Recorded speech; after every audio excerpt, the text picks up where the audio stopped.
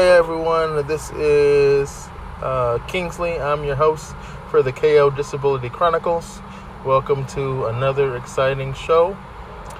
Today I'm going to be talking about what's all in the news, and we've all heard about it, the protests going on across the nation and indeed across the world due to the unfortunate death of George Floyd at the hands of Minneapolis police. So today I'm just going to talk about some of the, what we've been seeing and how this has really just come to the forefront, and how it's also affected the disabled community and some other issues that are impacting us prior to this.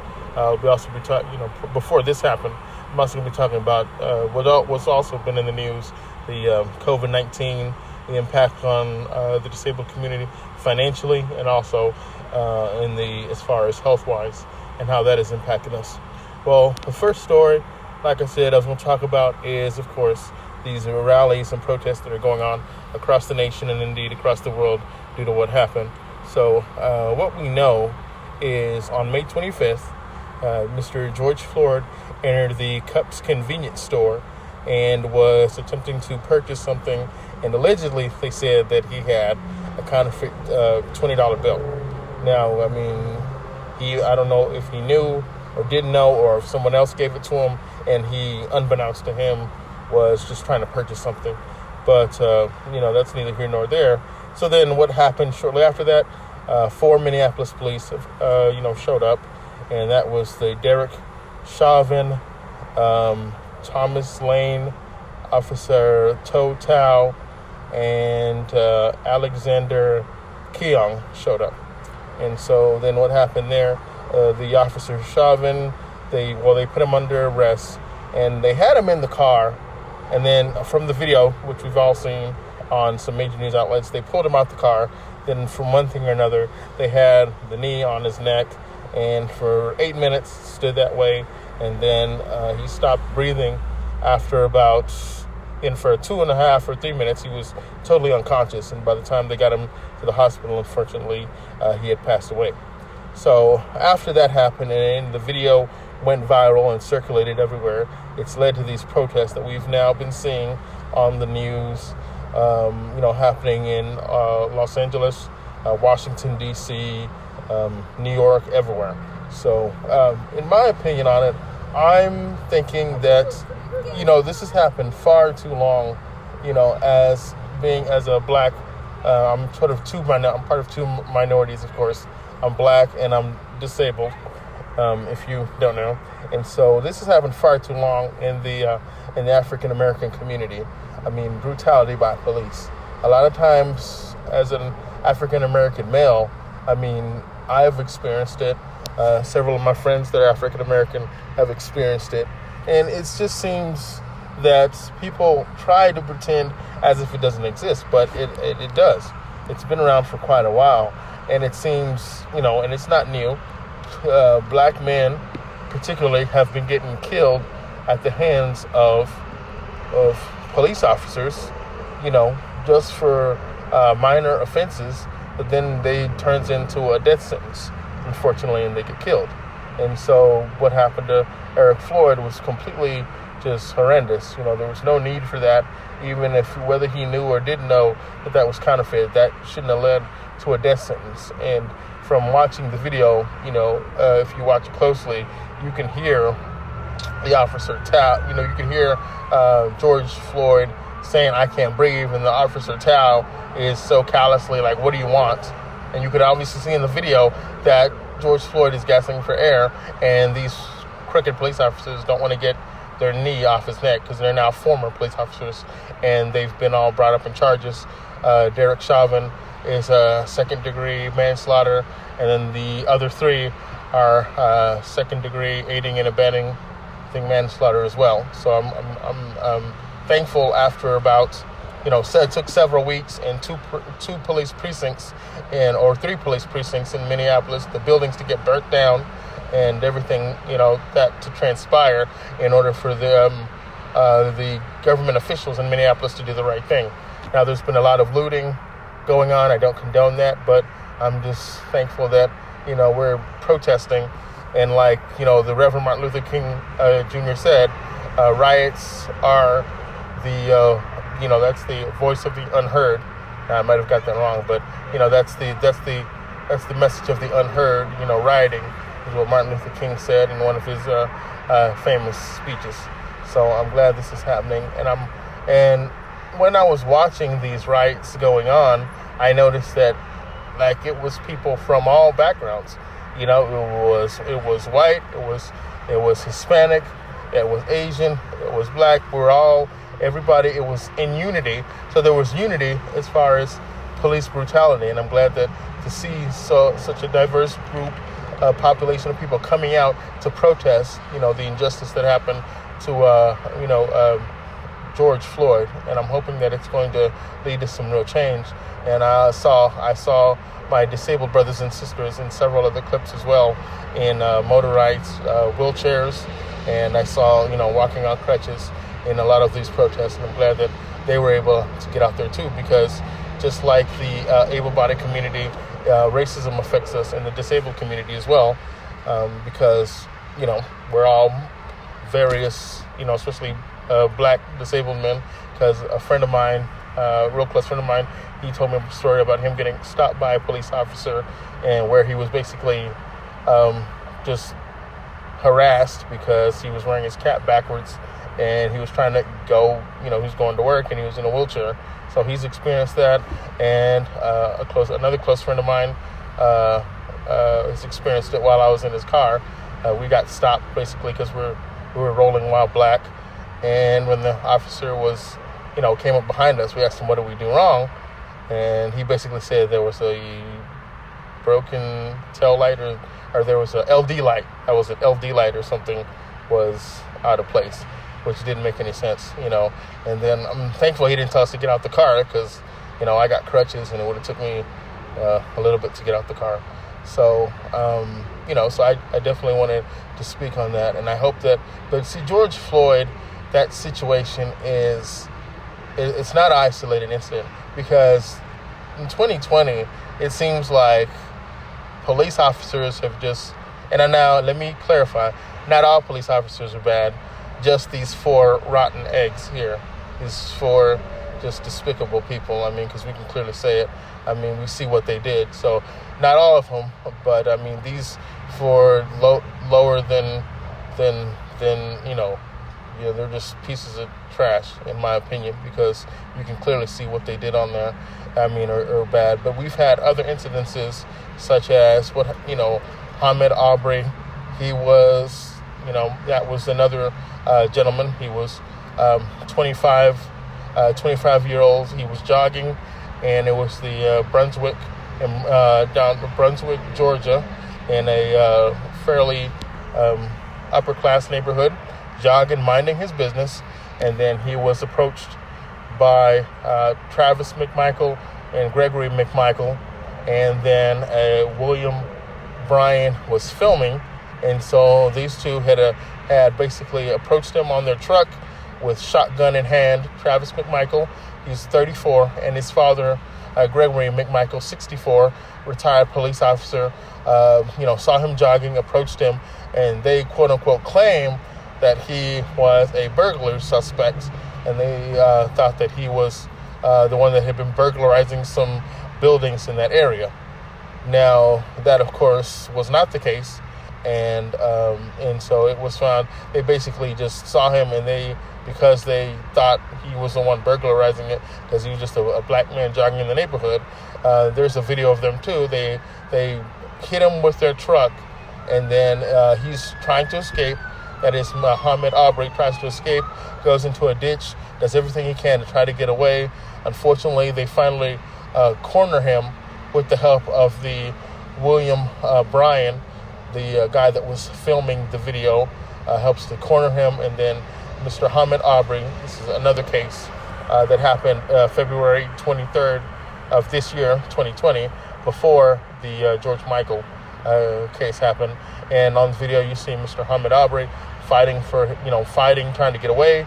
Then Travis McMichael, the 34-year-old, pulls a shotgun out of jumps out of the back of the bed of the truck with shotgun in hand, shoots Mr. Ahmaud Arbery 3 times, 2 to the chest, and I think 1 to another part of his area. Then Mr. Ahmaud Arbery falls down mortally wounded, and then you see Mr. Travis McMichael, 34, blurt out a racial expletive, the effing, and then N-word. And then thankfully those 3 were apprehended by police and now are brought up on charges. And then before that one, we have the Breonna Taylor, which happened here in the great state of Texas. And she was in her residence, and I think the police were called for some reason or another. The police then entered her residence, something ensued, and then Miss Breonna Taylor was then shot and killed in her residence, again at the hands of a police officer, Caucasian police officer. And that police officer has also, I think, been brought up on charges. Still waiting to see what's going to happen with that. And then before that, we have the case of Bolton John, which happened here in Dallas. He was in his apartment eating ice cream, minding his own business, when a female police officer came into his apartment. Obviously, she didn't know where she was, a Dallas police officer, and then shot and killed him, and because she believed that he had broken into her apartment, which was not the case. And now she's serving 5 years. She had multiple 10. Her name escapes me, but that happened here in Dallas, and I'll put a link to that one as well. So all of these are those have just happened within the last year or so.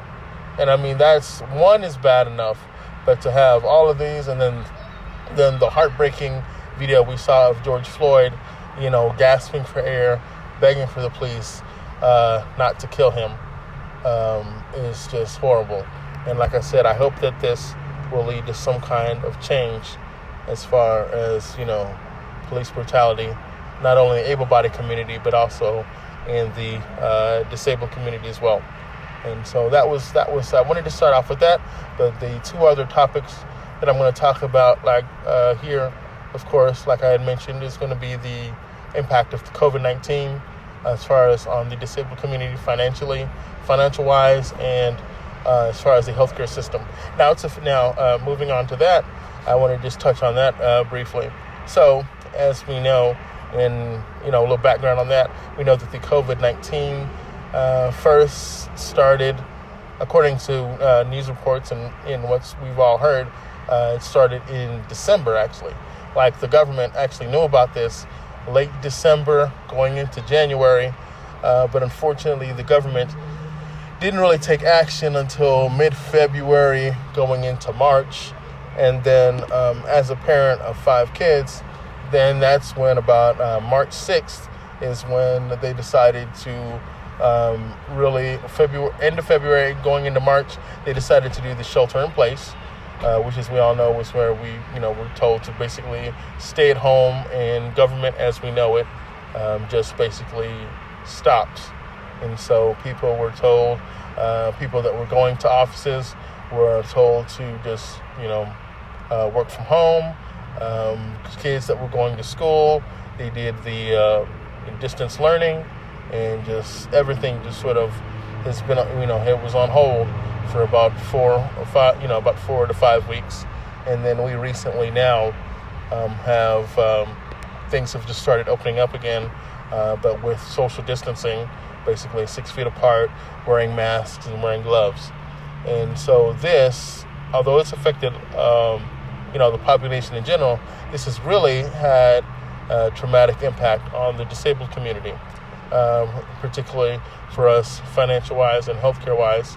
The first issue, as far as the healthcare-wise, I wanted to talk about, there's a story about Leilani Jordan, who is a grocery store worker, and she contacted the virus while working at a grocery store, helping elderly individuals get their groceries, because as we know, they are one of the more vulnerable of the population, elderly, and then disabled individuals. So Leilani Jordan, who was 27, because unfortunately she had passed away due to she had contacted the virus. She was a grocery store clerk helping them, getting their groceries and making sure that they had food and the necessary things in order to, be able to eat and be okay. And the grocery store she was working at, which, I don't want to mention any names here, that grocery store didn't have the gloves, protective gear, or masks in order to prevent the spread of the virus. And Leilani was telling her mom about the situation, that there were no masks and no gloves at the store. She would be texting her mom. Her mom's name is Zabaya Shepherd, and I'll put a link to that as well. Her mom was basically saying how she would get text messages from her daughter, Leilani Jordan, talking about how there are no masks, there are no gloves, and that these people, I just want to help these people.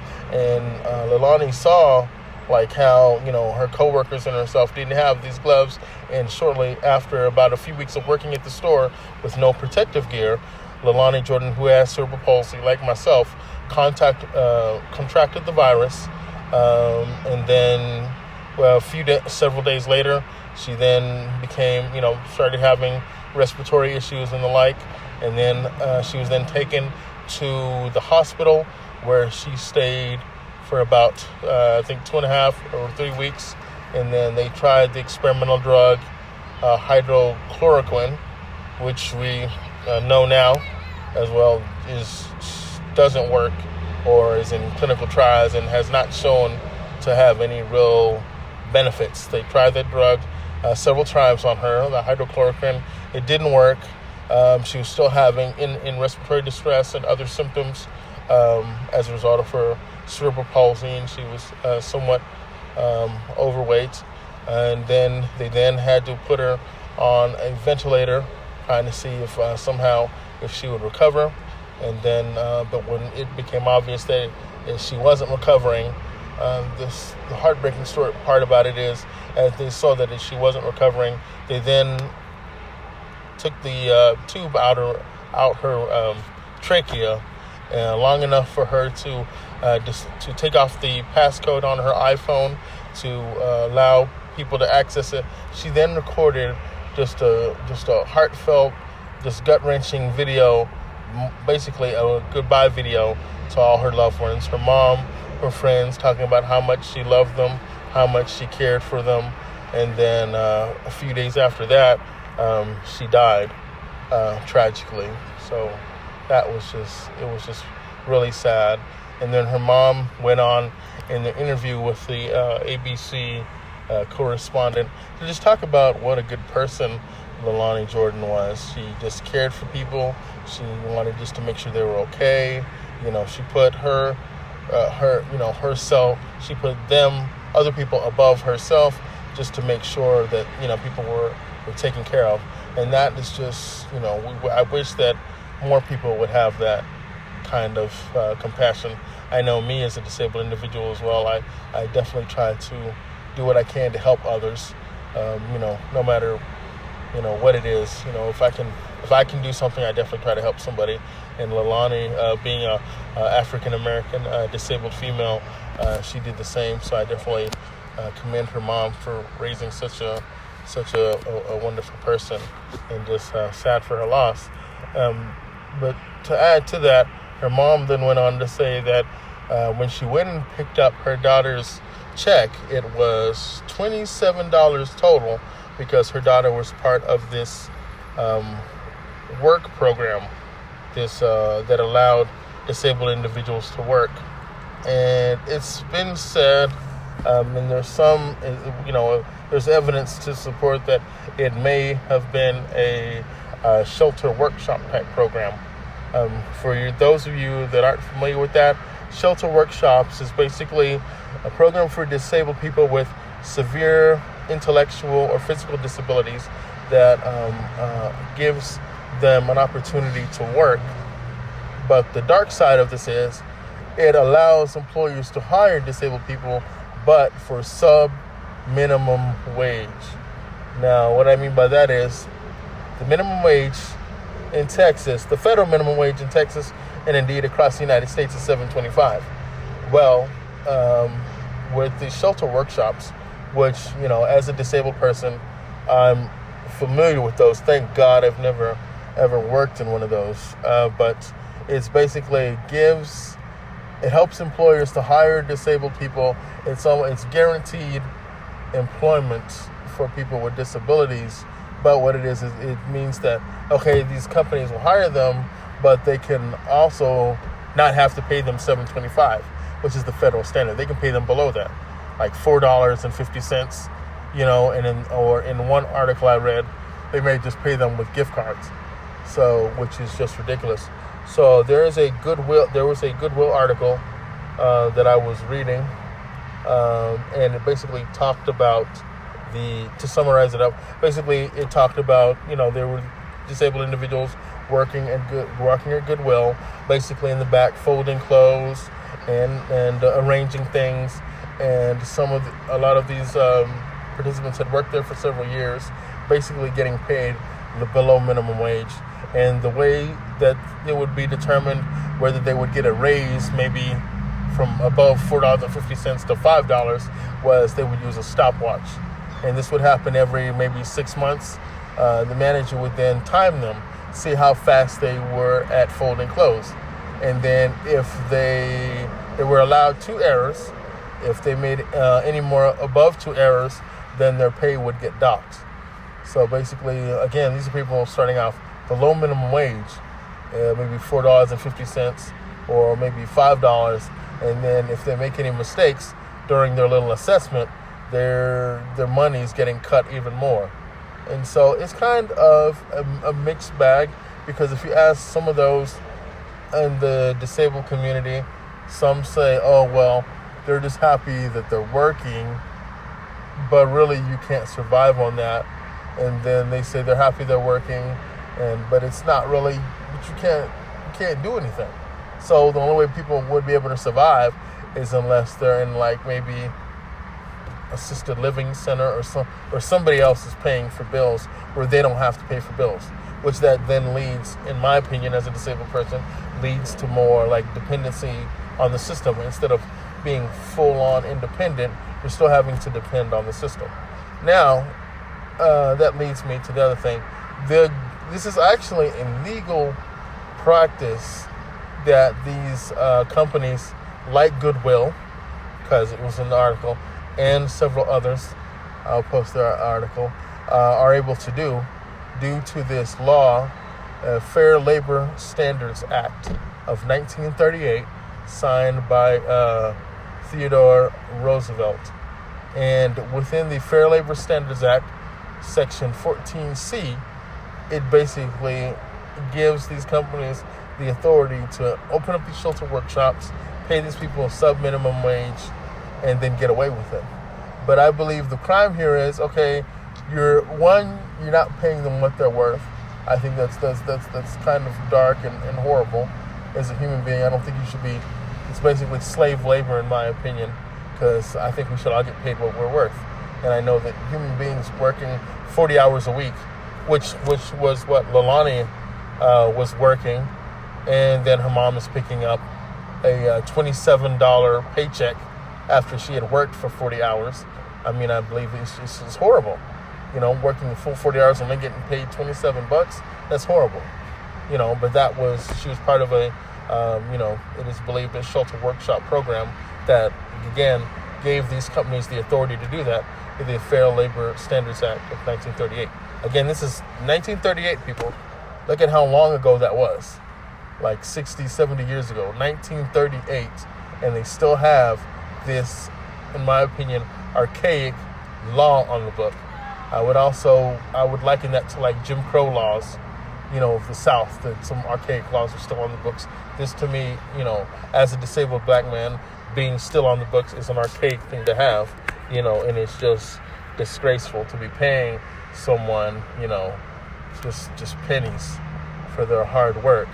So, as they talked about it, I was just cringing, just watching, just listening to it, because I've seen that and I've heard that, and then it was, they talked about that, and then it just went on to say how, some of those people had been working there for years and just getting paid that. And in another article I read, some employers were just paying the disabled workers with gift cards, not even currency, but with just gift cards, and I'm like, after a full 40 hours work, you're going to pay me with a gift card? I mean, to me, I feel that is criminal. And in the Goodwill story that I was researching, a lot of these CEOs, because they're paying the workers less money, they're able to take home six figures. A majority of them, the CEO, these managers, are taking home six figures. Even one manager of a Goodwill in California took home $1.1 million in salary and compensation because he's paying the workers less. Again, this to me is just completely disgusting, and I hope that will indeed change. So, that was just crazy.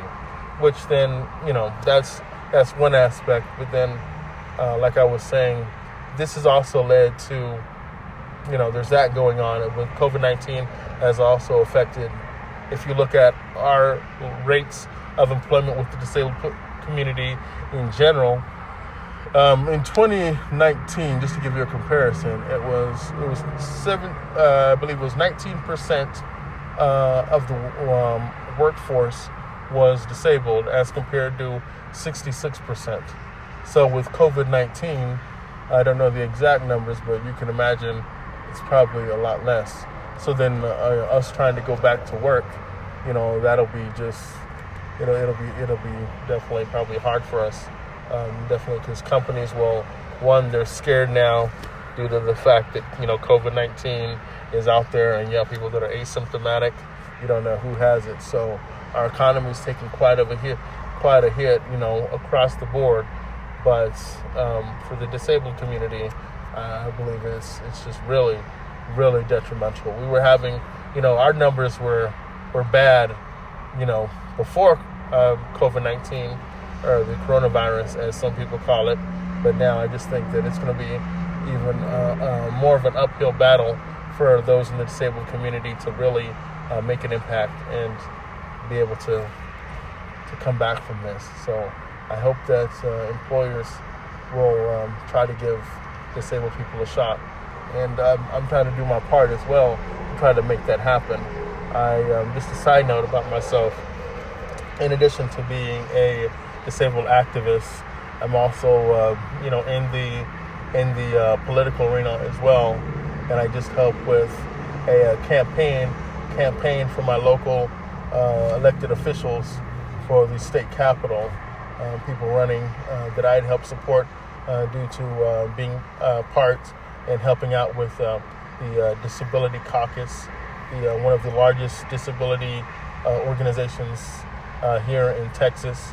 I think indeed across maybe the United States, the Disability Caucus, and we basically help to promote individuals that champion our beliefs about helping disabled people, both financially, as far as work-wise, as far as in the healthcare system, and in other aspects.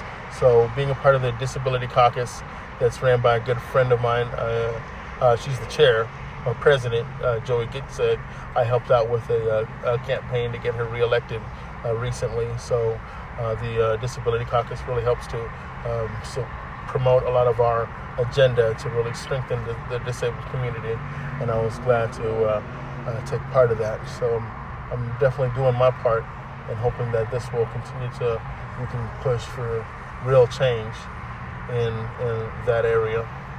So I definitely wanted to go ahead and just give my opinion on that. Now, moving into my last area I wanted to talk about for today's show, especially two-part, Corona versus, like I said, the financial. This part is talking about how it's affected us as far as, health-wise, going to the hospital. And we touched a little bit on that when we were talking about the Leilani story. I was reading another story about the ventilator issues.